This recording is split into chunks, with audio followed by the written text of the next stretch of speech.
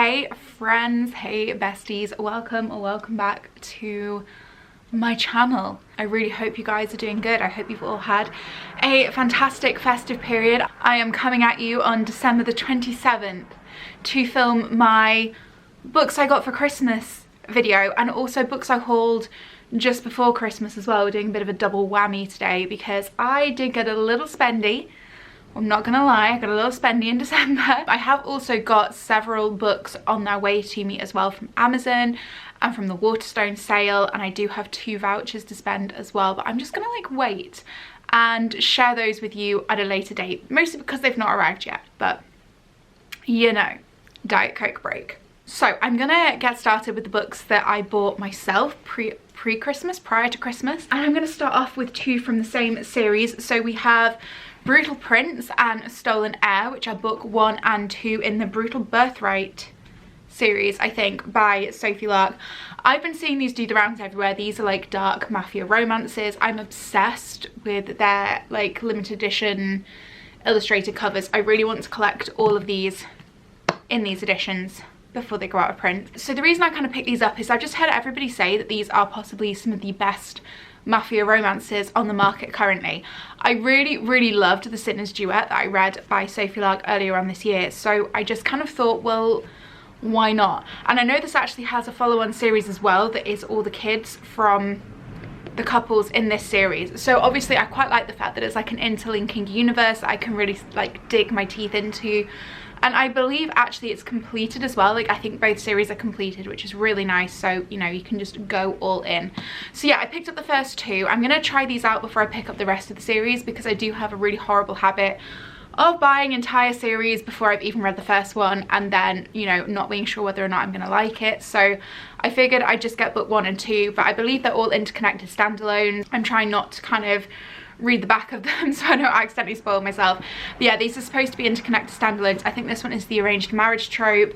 I don't know what this one is. I'm trying not to look at it too much because like I say, it's book 2. But yes, so that is book 1 and book 2 in the Brutal Birthright series. And then we have Daisy Hates The Great Undoing, which is the 2nd Daisy Hates book and the 4th book in the Magnolia Parks universe by Jessa Hastings. I am so stoked for this. This came out last week and I actually didn't know that it was being released. I'm terrible at keeping up with when books are coming out. This is why you never get anticipated reads videos from me, because I don't know what I'm anticipating, because I don't know when anything's being released.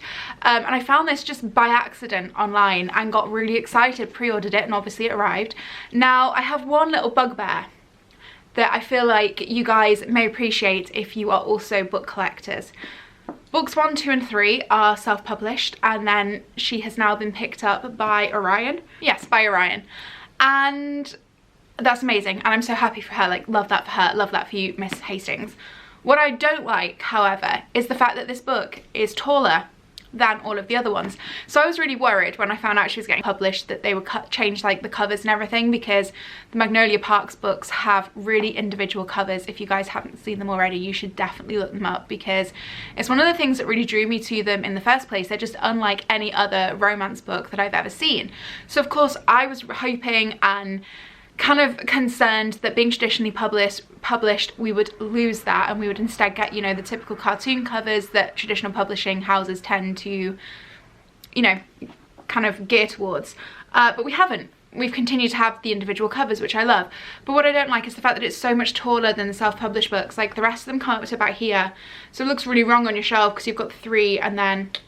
So I don't know if the self-published version is still available in America. I'm going to go back to the States at some point in the next few months, so I'm going to have a look out for it in Barnes & Noble just in case. And then if not, I suppose I'll probably just have to purchase 1, 2 and 3 in the traditional format just so that they will match, which is frustrating. It's not the end of the world, but it is frustrating. This one, as it's the 4th book in a series, obviously I'm not going to go too in depth about what this one is about, but I believe this one runs kind of concurrently to the events happening in the 2nd Magnolia Parks book, Long Way Home. And as you may know, that book ends on a monumental cliffhanger. So I'm kind of hoping that we get answers to their cliffhanger in this book, because in the first Daisy Hates book, we got a few sneak little peeks of what was happening with Magnolia and BJ. So I'm kind of hoping that we get that in this one as well. But for anyone who doesn't know about Magnolia Parks, it is basically Gossip Girl set in London. It follows a group of socialites who are incredibly wealthy, and they're toxic, awful relationships, and it is just such compelling reading. I love it so much. And this is Daisy and Christian, and then the other books, Magnolia Parks, are Magnolia and BJ Valentine, or Beej. So yeah.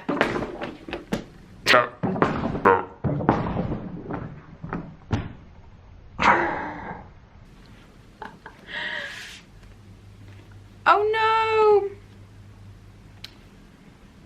Oh. Next up we have my current read, and this will probably come as no surprise to anybody who has watched my channel this year and knows how much of a chokehold this series has had, and that is Zodiac Academy 8. This is Sorrow and Starlight. This is the latest installment that also came out like 2 days after the new Magnolia Parks book. I'm not okay. I started reading this morning and I've already cried, so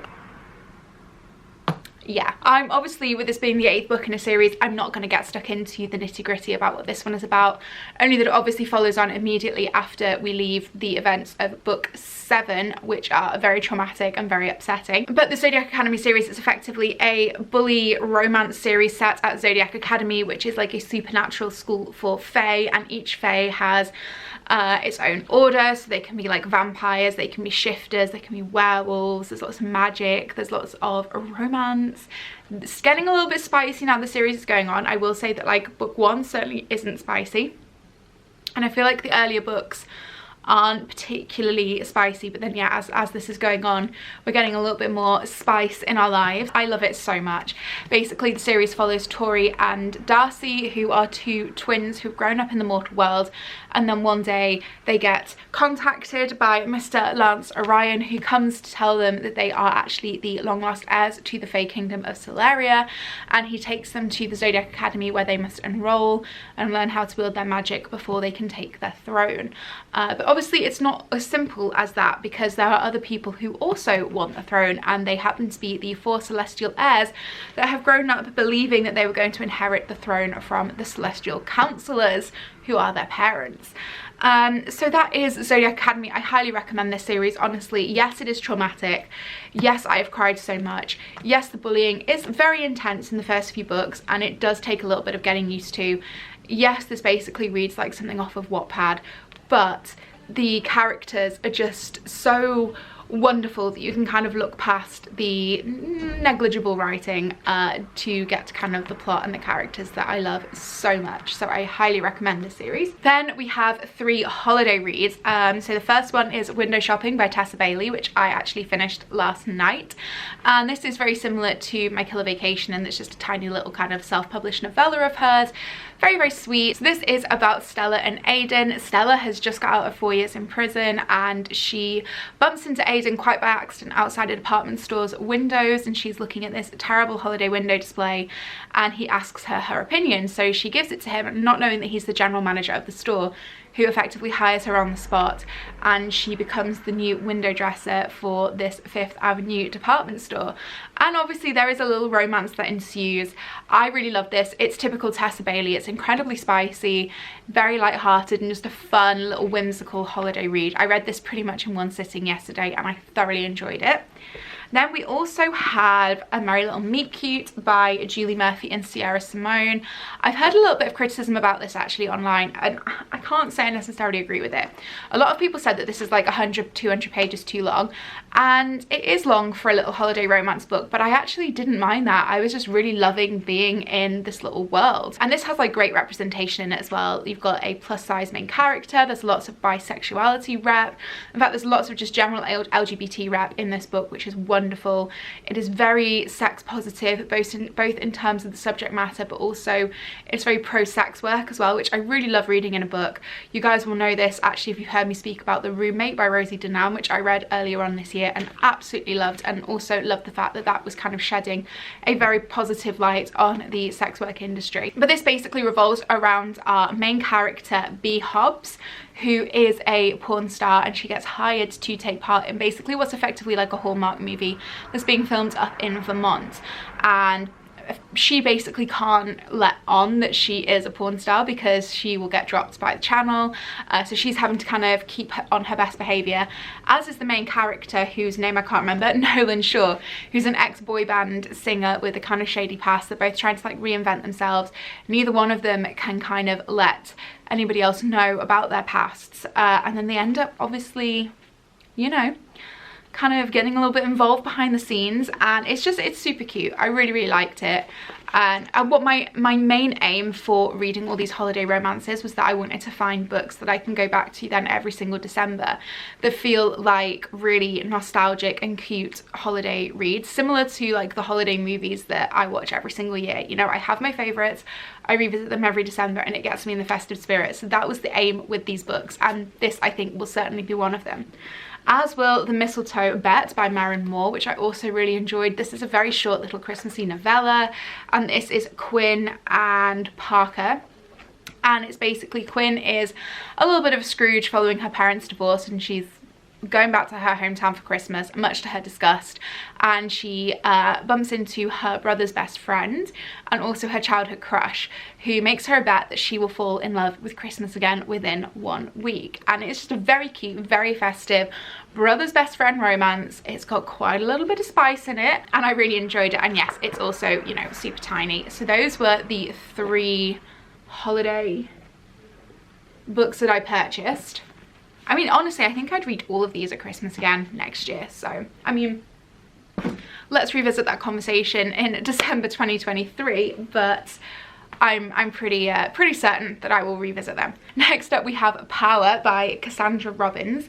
This is a very taboo little romance. This is about Jet Powers and Raven, I can't remember her last name, and Jet is Raven's mum's fiance. Raven's mum's kind of a bitch, and Raven's coming home from college for the summer, and her mum basically just doesn't want her in the house. And she arrives home, and Jet kind of immediately realizes that he has like a huge crush on her. It's very insta-lovey actually, thinking about it, and the spice is like next level, but it's basically following them trying to have a little bit of a behind the scenes romance without her mum finding out. I don't normally justify the cheating trope, I normally really don't like it. However, it kind of worked in this book because her mum is such an unlikable character, and because their romance is like, or their relationship rather, is an open relationship, so it doesn't feel quite as much of like a betrayal. Obviously the age gap in this and the power imbalance is a little bit weird, and that did make me feel a little bit uncomfortable, but just like not too bad, you know. I've read worse. So yes, I did enjoy this. It's incredibly spicy. It's basically more smut than plot, so if that's what you're looking for, I would recommend this one. And then finally we have one that I haven't actually read yet. This is Lost You by Halen Beck. So the reason I picked this one up is basically, if you have been subscribed to this channel for any length of time, you'll probably have heard me mentioning my all-time favourite thriller, which is Here and Gone by this author. And I kind of kept looking in Waterstones to see if I could find anything else this author had written, and I couldn't find anything, so I just kind of assumed they hadn't written anything else. And then the other day I was on Amazon and I thought, why don't I have a look? Don't know why this thought has never occurred to me before, but I did, and this is their other book, so I just thought I'd pick it up and see if it is as good as Here and Gone or if it's not.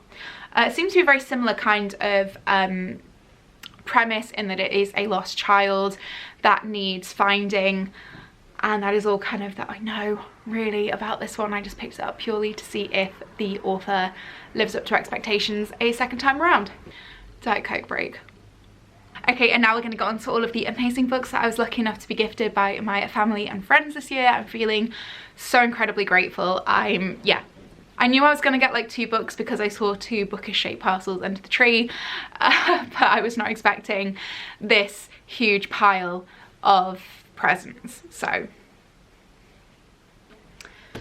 I'm going to go through these quite quick fire because obviously I haven't read them, so I don't know a huge amount about all of them. I just kind of picked them out based upon either other people's recommendations or, you know, I'd seen people speak about them on like Booktube and just really wanted to read them. So first up we have Full Tilt by Emma Scott. Now I've seen that this is actually really sad, so I'm quite excited to see if this will be a tearjerker for me. And I believe this is a rock star female main character and her chauffeur, or maybe her bodyguard, I'm not sure which, but yeah, everyone says this is kind of like super sad. And there is a second one as well, so if I like this, then obviously I will pick up book 2. Then we have The Bribe by Will and Nash, which is the first book in the Calamity Montana series. Will and Nash is Devanny Perry's pen name, and if you guys have been watching my channel for the last few months, you will know that I've been loving reading Devanny Perry's small town romance series. And this is basically just another small town romance. This one is Duke and Lucy. And I think this is going to have like a little bit of a murder mystery type scenario around it. Because she is on the run and he's trying to figure out why. This gives me very Indigo Ridge vibes if you've read The Edens, and I'm excited if it kind of lives up to that same vibe. But I love the covers for this series as well, they're just so cute and I'm so excited to get stuck into this. You guys know me, I love a small town romance. Speaking of small town romances, we also have The Simple Wild by K.A. Tucker, which is one that I feel like if you're on Booktok or on Booktube, you will have seen this doing the rounds so much. All I know from this is that she goes back to her hometown in Alaska to spend time with her dad, and she meets Jonah, who I think doesn't really think very much of her to begin with because she's obviously like a big city girl coming back and she's kind of everything that he hates, I suppose, and vice versa, and I guess they strike up some kind of relationship. I've heard really good things about this one. This is one I've actually had on my wish list for so long and then kind of never ended up buying for myself. So when mum asked me what books I wanted for Christmas, I thought I'd put this on the list because I figured, why not? Like, it's time, you know, it is time. Speaking of books I've wanted to read for a long time, we also have The High Mountain Court by K.A. Mulford. This one, again, I've seen doing the rounds so much and have just never picked up, so I finally thought that it was time to do it. And this one is a fae fantasy. This gives kind of like ACOTAR vibes, but I've heard some people actually think it's better than ACOTAR. So, I mean, I am fully here for it. I'm very excited to see if it lives up to expectations. I think this might be one of the first books that I read in January. I'm in a very fae fantasy romance mood right now, so yeah, if this lives up to expectations, I'm gonna be so happy. Okay, next up we have Spells for Forgetting by Adrienne Young, which is the one that my best friend got me for Christmas, and I've been wanting to read this for so long. Again, like with many of these, I don't know a huge amount about this, only that this is kind of a magical romance. I think it's like a second chance romance kind of vibe, and also it's set on a very small island. There's a historical murder that's taken place. Her childhood sweetheart killed her best friend, and all of a sudden he's back in town. He's out of prison, he's back in town. Then we have Ruining Dahlia by C.R. Jane. This is a standalone reverse harem mafia romance. Need I say more? Need I say more? This is giving Den of Vipers, actually, and that's honestly what I'm hoping it gives. I'm really hoping it gives Den of Vipers. So the main character's been sold to, I think, the rival mafia family, I guess. So yeah, I'm so stoked for this. I really like the cover actually on this one. I've just been kind of like wanting to read like really dark and to be romances again so much recently. So yeah, this is going to be high up on my January TBR list, and I'm so excited to get to it. Then we have another fae romance. This is We Shall Not Bow by Adeline Winters. This is another one from one of my best friends. This also gives major ACOTAR vibes. It basically sounds very similar to the plot of ACOTAR actually, only just a little bit darker and maybe a little bit more adult. So I'm very excited to kind of delve into this and see if it does kind of give what I'm hoping it is going to give. I'm hoping that Adrielle is going to give me Resand Part 2, we shall see. But yeah, I'm so excited for this one. Then we have Glint by Raven Kennedy. So I haven't actually read Guild yet, but I put this one on my Christmas list purely because I started collecting the self-published edition last year, and then obviously because I hadn't read the first one, I didn't end up picking up the second one, and then it got traditionally published, and now the editions don't match, and it really bothers me when that happens, in case you can't tell. So I put this one on my Christmas list just because it's one that I want, but I hadn't got around to buying for myself yet, and I was over the moon to get it actually. So because I've not read Guild, I can't really give you any information on Glint, only that it's the second in the series, and it's a King Midas retelling.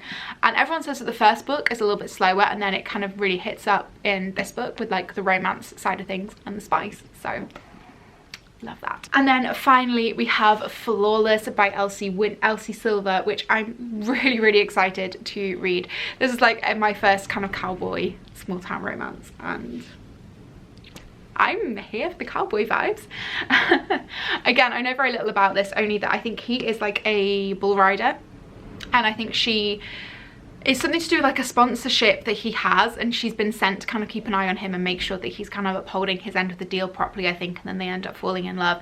But this one and the follow-up as well, which I think is called Heartless, have really good recommendations. So I'm super excited to delve into this, because I think this is going to give me kind of all of the cowboy vibes that I'm currently craving in my life, you know?